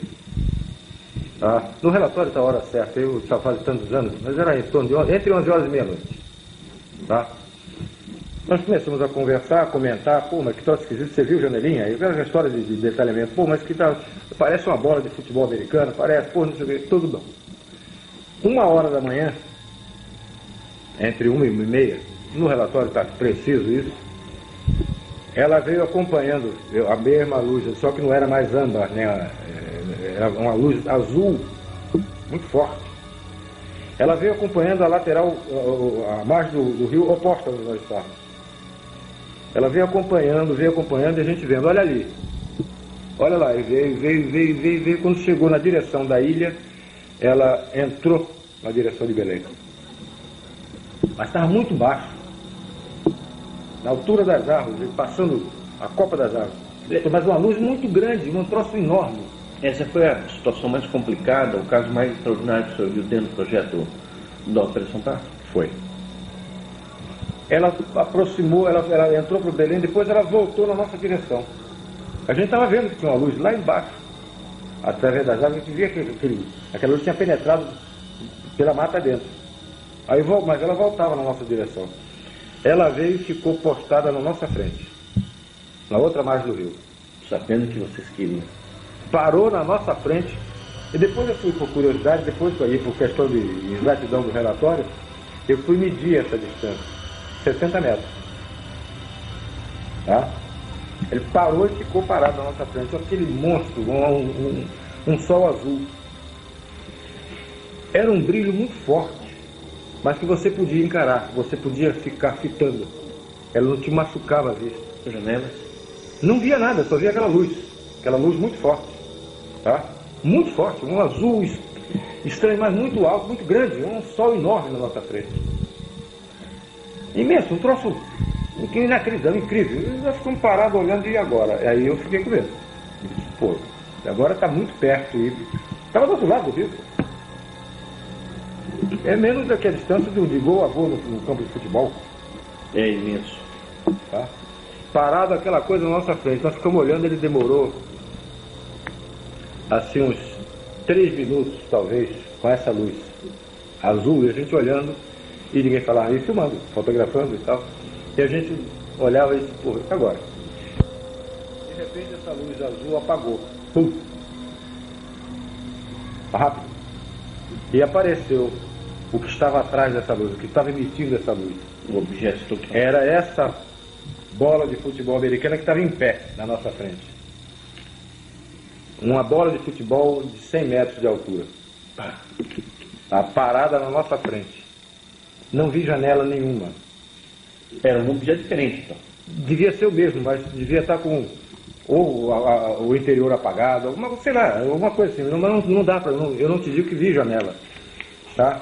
Vi aquela bola de futebol, aquela coisa na nossa frente. Ficou mais algum tempo e de repente ela ficou com medo. E agora? Todo mundo ficou com medo. E agora? Se esse cara vem e carrega a gente, como é que fica? Ninguém sabia o que ia daí para frente, o que ia acontecer. Coronel, o senhor está falando que esse tipo de ocorrência que o senhor está me descrevendo, que acontece na Amazônia, não é uma coisa comum em muitos lugares do mundo. Não. Não é. Isso é uma coisa extraordinária. Dentro da ufologia, são depoimentos, primeiro, absolutamente qualificados, que foram feitos por várias testemunhas, o objeto é visto por várias testemunhas, todas elas qualificadas, dentro de uma função militar que é justamente ligada a isso. Agora, o que na sua opinião é o objetivo dessas naves? O que na sua opinião essas naves insistiam tanto em aparecer no Nordeste, na Amazônia? Enfim, o que passava pela sua cabeça? O que era isso? Vou te responder uma conclusão minha, pessoal. Essa conclusão eu expus a alguns amigos sérios, que ufologia eu trato com muita seriedade. Passei a me interessar muito mais depois que a aeronáutica parou, eu continuei interessado no assunto. E para mim é um assunto muito sério. Eu descarto muita coisa de avistamento que eu não vi, não tenho certeza. Então passei a estudar com muito mais seriedade isso. E fui procurar entender, eu já tinha visto. Agora eu queria entender. Eu queria tirar conclusões daquilo. Tá? Conclusões que eu não podia colocar no relatório. Porque eram conclusões minhas de estudar, de procurar entender, que não cabia no relatório. Tá? Eu fui oficial, como eu te disse, eu fui oficial de operações de selva. Tá? Por isso que vem minha conclusão. Eu fui oficial de operações de selva. E tive muito contato com tribos de índios. E a gente tinha muito cuidado, tinha muita preocupação de não transmitir para os índios alguma doença que tivesse contida em nós, controlada por anticorpos nossos, que eles não tinham, e você pudesse passar para ele uma gripe, um sarampo, uma difteria, alguma coisa dessa natureza, uma tuberculose, porque nós temos esse... É uma tragédia isso. Nós temos isso dentro do nosso corpo, mas controlado. Nós temos... essas coisas existem no nosso organismo, mas o nosso organismo tem defesa, e eles não tinham. E eu tinha muita preocupação de que, involuntariamente, mas mesmo cumprindo a missão, eu tivesse transmitido isso para os índios. Felizmente nunca houve um caso desse, eu não me lembro de ter involuntariamente danificado algum índio dessa forma. Essa era uma preocupação minha, E eu fui concluir uma outra coisa com respeito a o porquê que eles estão fazendo isso. Se eu fosse eles, eu me coloquei no lugar deles. E eu precisasse de um aparecimento aberto, franco, direto. O que eu teria que fazer? Eu teria que me proteger. Eu como eles, teria que me proteger. Me proteger como? Sabendo que você, Jevaé, você, Petit, você porta dentro do seu organismo que possam danificar o meu. Entende? Eu só podia fazer essa defesa minha se eu tivesse uma amostra do seu sangue, uma amostra do seu tecido. E não foi difícil eu imaginar que eles estivessem fazendo nessas coisas que viraram até como chacota, viraram chupa-chupa, que eles estivessem fazendo coleta de material. Que eles estivessem coletando sangue para ver o que estava contido naquele sangue que pudesse danificá-los num contato necessário futuro. Certo? Então, e não só o sangue, como também material, células. Eu não sei o que essa luz com alta energia, o que ela podia fazer, se ela podia transportar esse material também. Partículas do corpo, pedaços do corpo, tá? Que pudesse ser mais tarde analisado por eles. Ou talvez até hoje está em moda esse negócio de clonagem. Uma partícula que tivesse DNA que eles pudessem fazer uma repetição. Isso já é recente. Na época eu não pensei nada disso. Tá? Mas pensei que eles estivessem coletando material para se defender num contato que tivesse necessidade de fazer um contato próximo e que pudesse ser danificado por alguma Agora, doença. A população da região ribeirinha, toda aquilo, imaginava como uma agressão. a intervenção deles, né? Claro, eles se imaginavam como se você estivesse sendo atacado por algum ser maldoso, assim, tipo um vampiro, um morcego, uma coisa dessa, Eles que tivesse pensavam em para coisas do danificar. outro Não, pensavam que eram chupa-chupa, que eram coisas que vinham de fora, de outro planeta, e já estão vendo, eles viram formas, viram luz, eles viram formas antes de mim. Eles viram as naves antes de mim, eu passei muito tempo para ver. A população ribeirinha dessas regiões chegou a se armar para se defender desse tipo de fenômeno?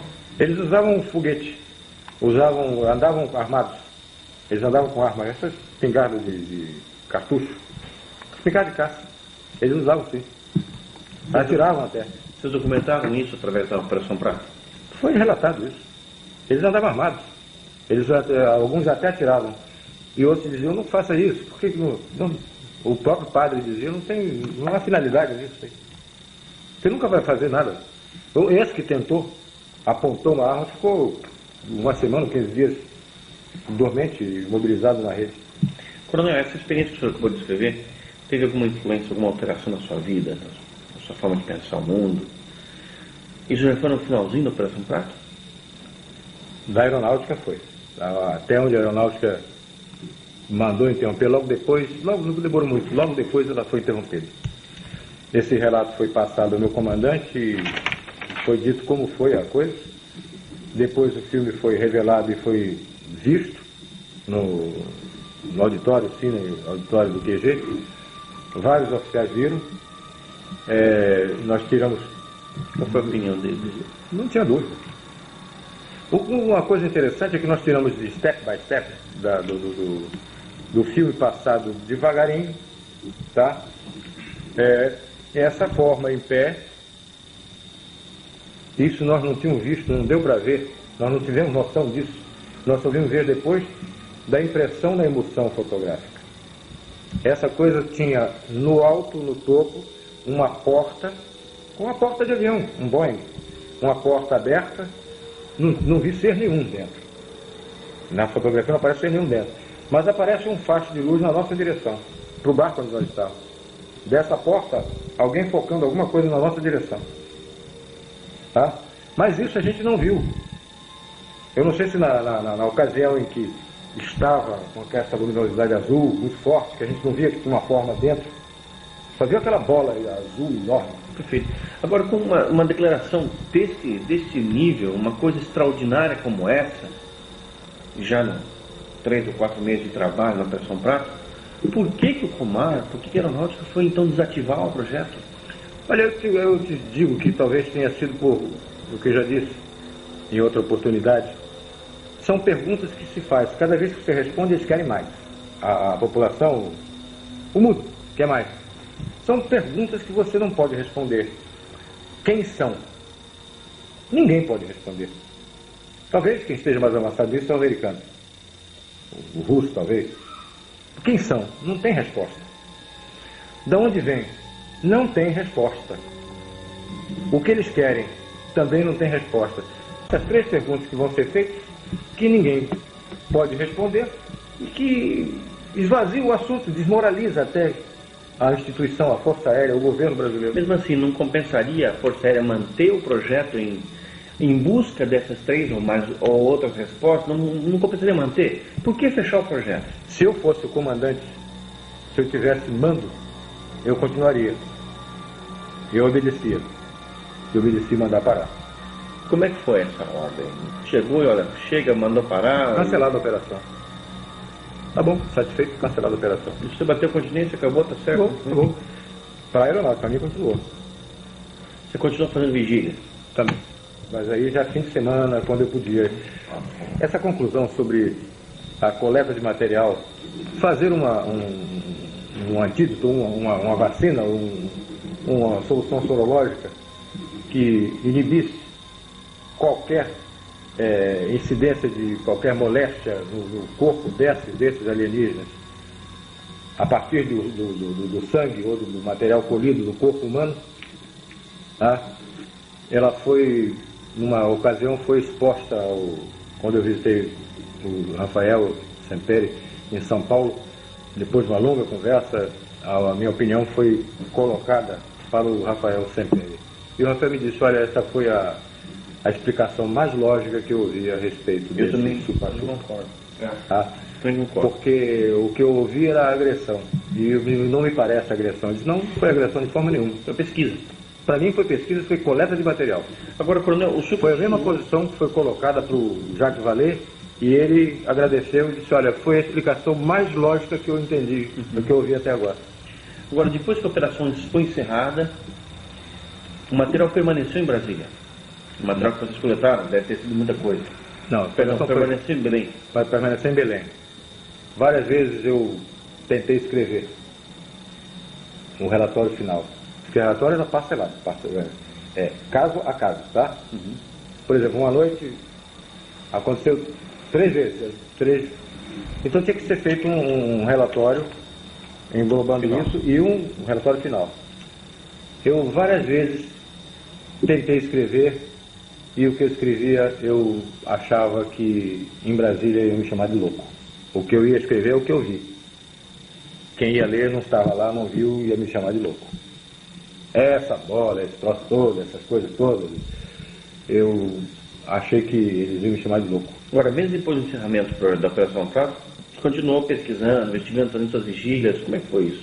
Aí teve alguma outra experiência interessante? Teve.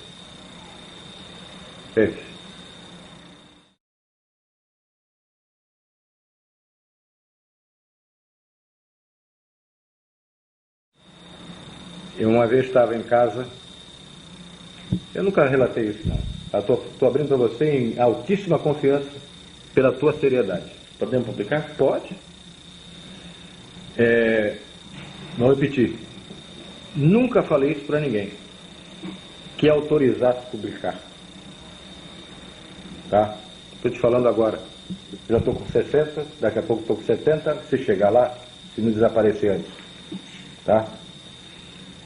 Eu estava em casa, tinha recebido uns livros do Bob Pratt, que eu pedi ao Bob Pratt, que eu estava querendo estudar mais isso, queria entender mais. Vamos fazer um parênteses. O Bob Pratt o visitou durante a Operação Prato? Logo no início. Da Operação Prato? Logo no início da Operação Querendo Prato. informações?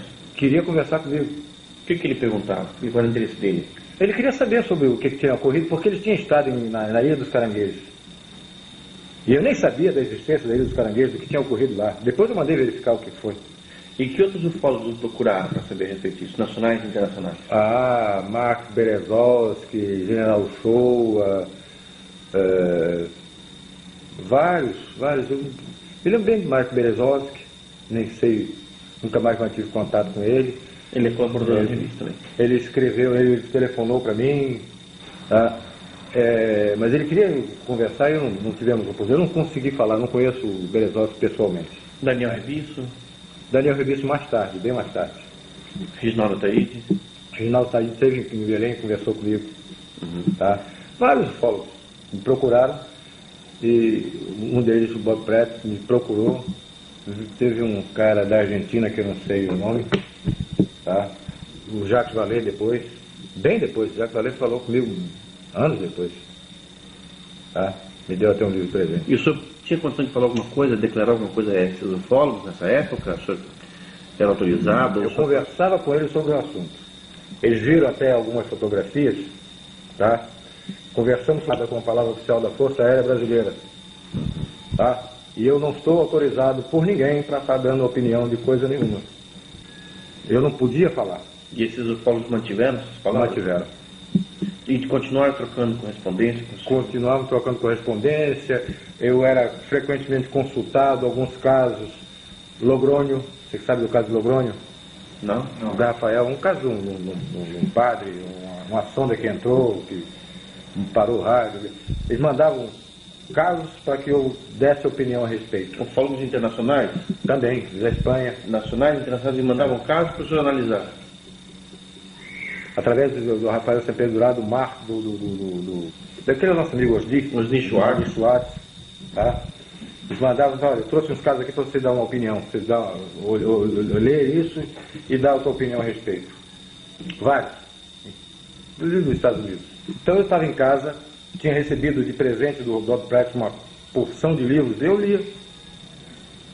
Esses livros procuravam me aprofundar mais em ufologia, em humanoides, aparecimentos, abduções e outras coisas, eu fui me munindo de mais conhecimento sobre ufologia. Estava interessado, já não tinha mais na Força Aérea, era assunto meu. E um dia eu tinha colocado numa estante, morava na Vila Militar, bem distante da rodovia. Esse detalhe é importante porque não tinha trepidação de carro. Era uma Vila Militar, passasse era um automóvel, um carro de passeio. Tá? E os livros estavam colocados, empilhados, um em cima do outro, na minha estante. Eu estava deitado e não estava lendo ufologia. Nesse dia eu estava lendo um outro livro, de Rosa Cruz ou maçonaria, eu não me lembro que era, mas um livro que não tinha nada a ver com ufologia. E minha filha, essa que está aqui em casa, ela está aqui, ela era pequenininha, estava lendo uma revistinha de criança, da minha cabeceira. Eu estava deitado na cama lendo, e ela estava sentada na minha cabeceira, no chão, e se deslocaram, como se tivesse sido pegados assim a pilha, e se deslocaram e caíram no chão. Inteiros, a pilha inteira, empilhados. Transportados verticalmente, empilhados até o chão. Como se tivesse uma mão embaixo e outra em cima. Isso. Como se pegasse a pilha assim e fizesse isso, foi até o chão. Quando eles bateram no chão, claro que a pilha desmontou. Mas não caíram os livros, eles vieram empilhados até o chão. Bateram no chão e minha filha se assustou. Daí ela que está aqui. Ela se assustou. Mas, pai, que engraçado. Ela até a expressão de criança, pai, que engraçado. Como é que o livro caiu? Nessa mesma altura do acontecimento, minha mulher estava embaixo, preparando uma madeira das crianças. Eles mamaram até muitos anos. Tá? Ela estava embaixo preparando uma madeira deles. A mesma coisa aconteceu lá embaixo, só que com uma bandeja onde tinham copos e talheres. A bandeja saiu, minha mulher sozinha lá embaixo. A bandeja saiu voando da pia, voou pela cozinha e caiu. Pum! Não quebrou um copo, mas fez barulho. Eu ouvi aquele barulho de louça caindo e me levantei. Antes disso, eu tinha até brincado. Quando ocorreu, logo que caiu essa pilha, foi logo depois que aconteceu esse troço lá embaixo. Eu até brinquei. Peguei os livros, botei no lugar, peguei a pilha de livro, botei no lugar, para não assustar minha filha. Eu até brinquei. Falei, vocês estão querendo que eu leia, eu vou pegar um livro aí e vou ler. Abri um livro com uma página qualquer e fui ler. Logo que eu estou abrindo o livro, aconteceu isso lá embaixo, na minha casa. A bandeja saiu voando e caiu. Pelo barulho, eu pensei que tivesse machucado alguém, que a minha tivesse cortado, porque tinha barulho de louça batendo. Eu tinha uma escada, era no caso, 2 andares. Eu ia descendo quando ela vinha subindo com os olhos arregalados. Aí eu não fico mais lá embaixo, não. Eu disse, o que era? Não sei, saiu a bandeja voando e caiu. A bandeja não tinha por que sair da pia. É onde você coloca prato todo dia, em copos e não sei o que, toda hora. Ela saiu voando e foi parar no meio da pia, da cozinha.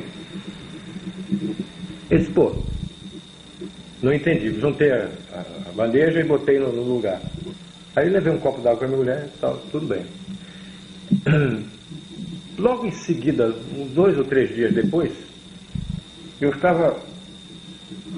ela já estava dormindo, eu estava deitado. E estava fazendo uma espécie de desligamento. Fazendo uma mentalização. Pô, estava fora, estava bem desligadão. E era em torno de meia-noite, mais ou menos. Eu estava deitado, minha mulher do meu lado, na cama, e eu estava deitado de lado. Estava deitado assim de lado. De repente, no meu quarto, um clarão muito forte, e um estalido, como se você tivesse ocorrido alguma coisa assim naquela caixa que tem os disjuntores, tá? Como se tivesse tido algum problema ali, aquele estalido muito grande, muito forte. E ao mesmo momento em que iluminou o quarto todo. Eu me assustei, já vi o troço esquisito. E imediatamente após isso, tinha um cera atrás de mim, me abraçando. Até uma situação meio esquisita. O cara me abraçando por trás, eu não gostei muito da história, não. Tá? E tinha um outro na minha cabeceira. Tinha 1,5 m mais ou menos, tipo, vestido com uma roupa parecida com essa roupa de astronauta, essa roupa de mergulho. Volante, neoprene. Então era meio fofo. Não é colado assim, não. Era um troço que, por exemplo, uma pessoa amada parece gorda dentro daquela roupa. Tá? O rosto não vi, mas era cinza chumbo. Tá? Tinha uma máscara como se fosse de mergulho, mas o rosto não dá para te detalhar. Não vi olho, forma de olho, vi. E eu estava muito assustado. E aquele bicho atrás me abraçando. Me abraçou, me apertou e falou no meu ouvido em português. Com um som de... Hoje a gente ouve até nessas... Parece computador. Voz de computador, aquela voz assim, ó. Metalizada. Metalizada, uma voz assim. Falando no meu ouvido, disse, calma, não vamos te fazer nenhum mal. E sua mulher nessa história? Continua dormindo. Ela nem sabia de nada. Ele, calma, não vamos te fazer mal nenhum. O cara me abraçou, eu olhei assim, esse baixinho estava aqui na minha cabeceira. Eu estava ao contrário dela. Logo em seguida o outro estalido e o clarão desapareceram. Eu fiquei muito assustado. Houve alguma situação de perda de tempo? Não me lembro. Não me lembro porque eu fiquei depois raciocinando, pô, será que eu sonhei? Será que eu... que foi um troço esquisito? Mas 2 vezes eu estava, quando eu estou acordado, do primeiro estalido, pulo o segundo estalido, e essa troço todo, eu digo, porra, eu não entendi. Eu não me lembro se eu desci para beber água, eu acho que eu desci e fui beber água. Um troço desse qualquer, foi tomar risco, sei lá que porra. Esse tipo de coisa incomodou nos dias seguintes? Não, no dia seguinte. Voltou a acontecer? No dia seguinte, não. No dia seguinte, eu fui pro quartel. Minha mulher sempre fechava o portão da casa. Por causa dos cachorros e por causa das crianças. Eu saía com o carro de ré. Quando eu saía, ela fechava o portão. Então ela me acompanhava até o carro. Eu entrava no carro, me despedia dela. Saía com o carro de ré. Ela fechava o portão e eu ia embora pro quartel. Eu tinha, nessa época, tem um fato relativo a esse carro de novo. Eu tinha um Alfa Romeo azul marinho. Eu fui meter a chave no carro, o carro estava na garagem, meti a chave no carro, na porta do motorista. Quando eu cheguei perto da porta, a porta do outro lado abriu. E minha mulher estava vendo, ela ficou assustada. A porta do outro lado abriu, sozinha. Eu não tinha tocado no carro. Eu estava com a chave, fui chegando perto.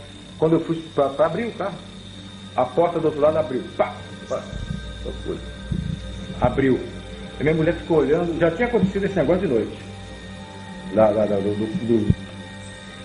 Do livro cair, da bandeja sair voando pela cozinha. De manhã a porta do carro abre sozinha. Aí ela ficou assustada. Eu até brinquei. Olhei, companheiro, você não vai andar muito não, a viagem é curta. Daqui pro Quejeiro, minha casa do Quejeiro é pertinho. Companheiro, a viagem é curta. Conversando com alguém imaginário. Aí sentei no carro. Aí estiquei a mão para fechar a porta. Quando eu estiquei, a porta fechou sozinha. A minha mulher ficou mais assustada ainda. Que coisa é essa? Pum, fechou. Eu saí, fui pro QG. Nós está hasteando a bandeira, estou batendo continência e o meu braço esquerdo coçava muito. Eu doido para parar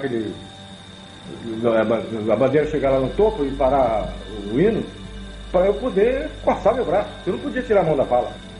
Aí o braço coçando, marcou muito. Quando parou, eu cocei, eu olhei e estava vermelho esse lugar aqui. Eu te mostrei isso? Não. Estava vermelho nesse lugar. Eu olhei, pô, esquisito. Tinha um ponto vermelho e todo em torno assim, cor de rosa. E nesse ponto, esse ponto desde essa época direito, de 77 até 8 pontos no mesmo lugar. Tá? Aqui, ó. Aí, pô, passou, eu vivia com esse troço coçando. Eu estava trabalhando, estava fazendo minhas obrigações lá na minha mesa e tal, por isso que eu coçava esse troço.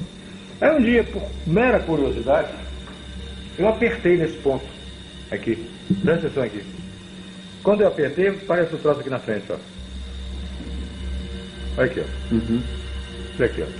E se eu apertar assim, você vai ver que ele aparece aqui no meio, ó. Passa a mão. Tá vendo? Uhum.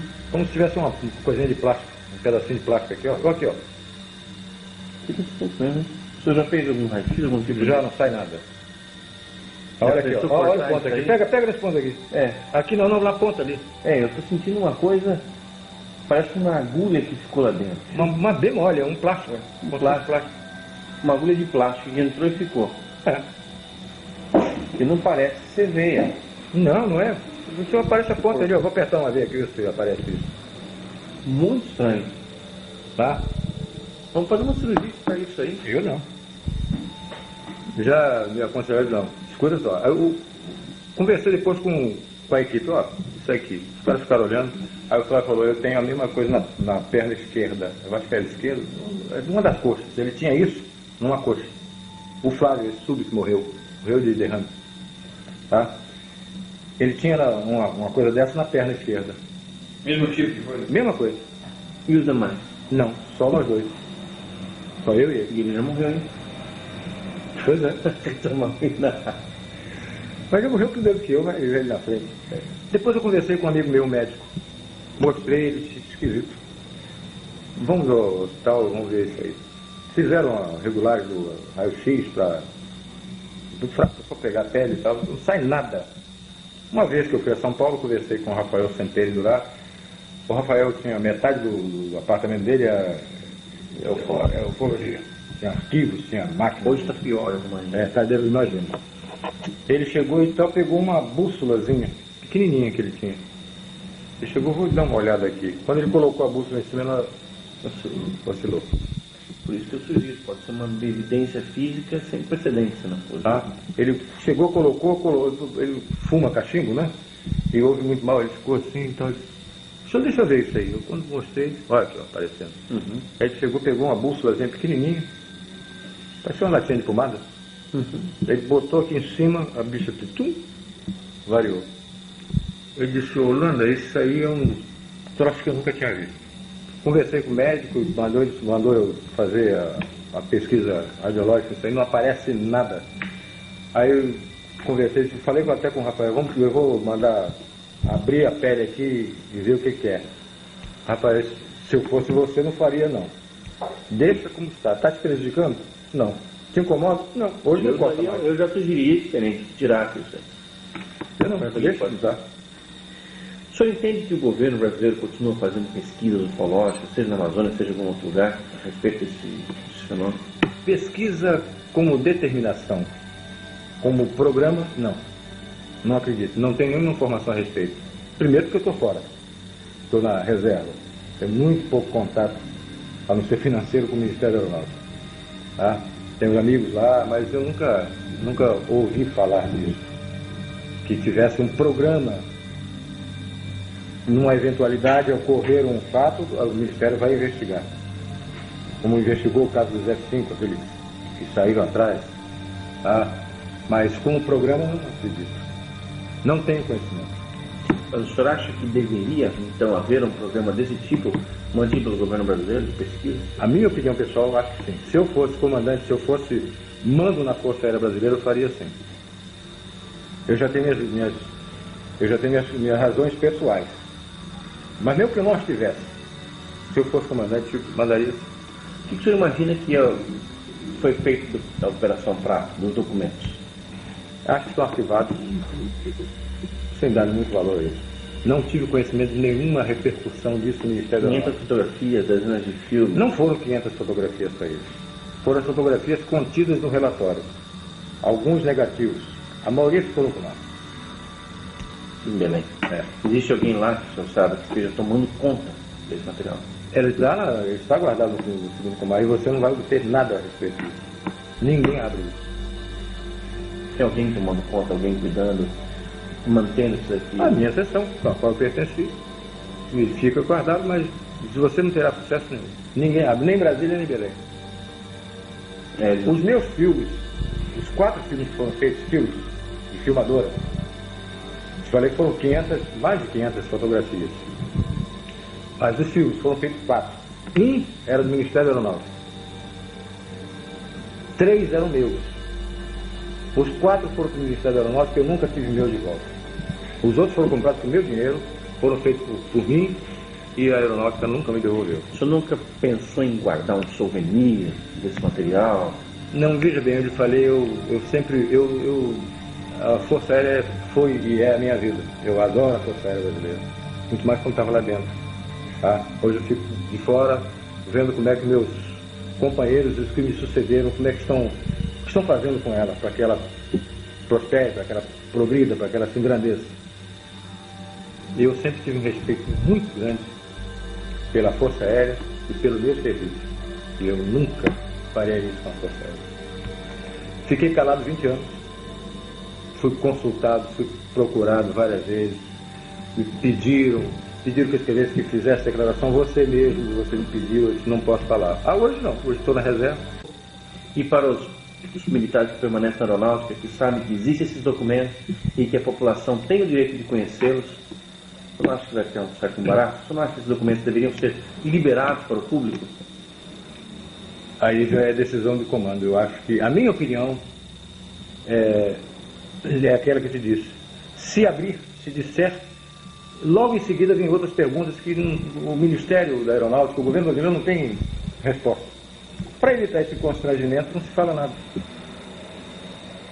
Uma vez eu estava assistindo o Flávio Cavalcante, um interrogatório sobre isso, um cara perguntou, já que essa coisa, por que eles não pousam no Maracanã, para todo mundo ver? Se acontecer um caso desse, um pouso na esplanada do Planalto, aí não tem jeito. Não é? O que eu acredito é que em futuro próximo, bem próximo, e posso ser até um pouco mais abusado do que eu estou te dizendo, não chega a 2 anos, esse evento vai acontecer. Dentro de 1 ano e meio a 2 anos, esse evento vai acontecer. Contato claro, aberto, todas as televisões do mundo, CNN, Globo, todo mundo vendo. Isso deve acontecer dentro de um futuro bem próximo. Você entendeu a minha posição? Antigamente não dava, eu ficava... Perfeitamente. Falasse qualquer coisa, isso... A primeira coisa que chegava o ministro, se chegasse a pública, a televisão, se eu tivesse o descanso de chegar na televisão, eu vi porque não sei o que, alguma coisa assim. O ministro chegava na televisão e disse, o coronel não está, o capitão não está autorizado a falar, não há nenhum crédito da Força Aérea a esse assunto, e eu ficava numa situação muito de babaca nessa história toda. Bom, o capitão não está autorizado, não tem nenhum valor a declaração dele. Hoje eu sou da reserva, eu sou... Vou falar o que quiser. Pode me prender que eu estou morrendo de rir.